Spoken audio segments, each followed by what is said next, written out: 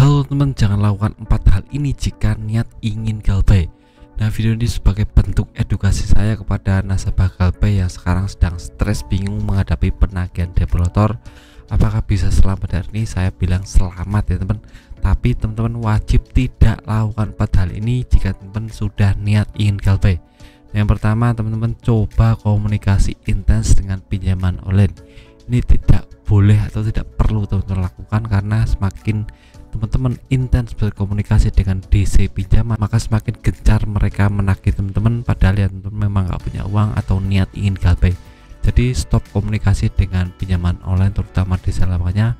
Jadi harus teman-teman lakukan sekarang juga. Jangan pernah yang namanya malah hubungi atau developer atau kita membahas chat atau kita mengangkat telepon, itu tidak saya sarankan. Kalau sudah niat Galpay, sudah putuskan komunikasi, nggak usah berkomunikasi intens dengan yang namanya pinjaman online, terutama developer. Yang pertama ya teman, itu bisa membuat teman-teman lega. Untuk yang kedua adalah teman-teman lari dari kenyataan. Nah, ini tidak boleh ya teman. Kalau kita punya pinjaman online, itu artinya kita punya tanggung jawab untuk membayar. Ini cuma masalah momentum ya teman. Jadi kita tidak bayar sekarang tidak apa-apa, karena kita memang ekonominya sedang buruk.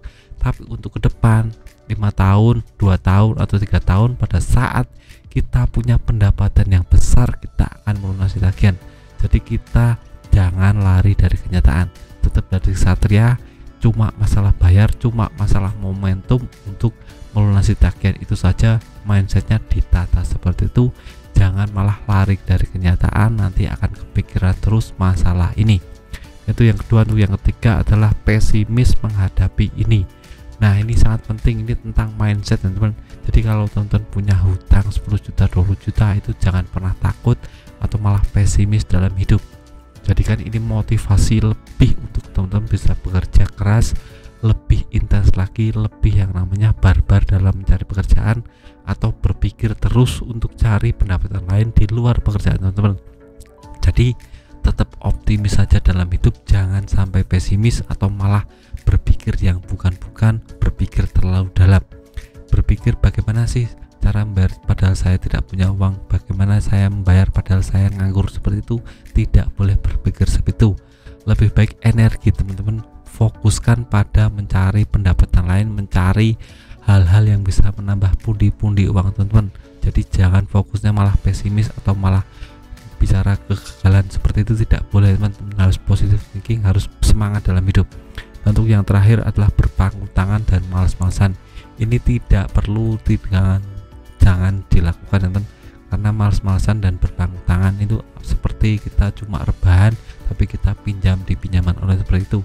Rezeki tidak akan datang kepada orang yang bermalas-malasan dan akan berpangku tangan. Jadi tidak boleh seperti itu teman-teman. Harus mulai cari-cari pendapatan lain, searching di Google atau apapun di YouTube, ada banyak sekali tutorial mencari uang, baik itu offline atau online. Misalnya nih mau buka mie ayam, itu ada banyak sekali tutorialnya. Di YouTube ada, di Google ada, mau buka usaha yang lain juga ada. Teman-teman tinggal cari, search di pencarian YouTube, tutorialnya ada semua.